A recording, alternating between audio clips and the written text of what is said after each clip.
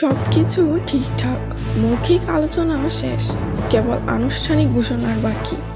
আগামী জুনে ব্রাজিলের দায়িত্ব নিতে যাচ্ছেন কার্লো আনচেলতি। এমন খবরে ছেয়ে গিয়েছিল ফুটবল দুনিয়া।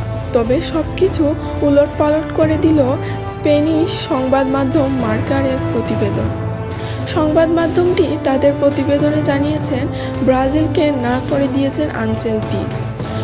29 এপ্রিল মঙ্গলবার রাতে ইতালিয়ান মাস্টারমাইন্ড ব্রাজিলের ফুটবল ফেডারেশনকে সিবিএফ নিজের সিদ্ধান্ত জানিয়েছেন।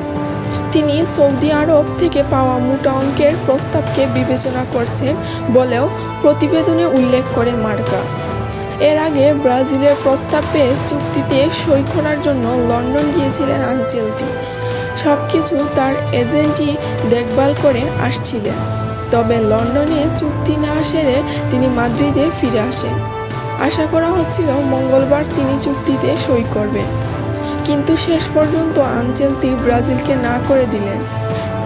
তিনি সিবিএফের সভাপতি এদনালদো রদ্রিগেজের সঙ্গে ব্যক্তিগতভাবে যোগাযোগ করেছেন এবং ব্রাজিলের আগ্রহের প্রতি শ্রদ্ধা জানিয়েছেন।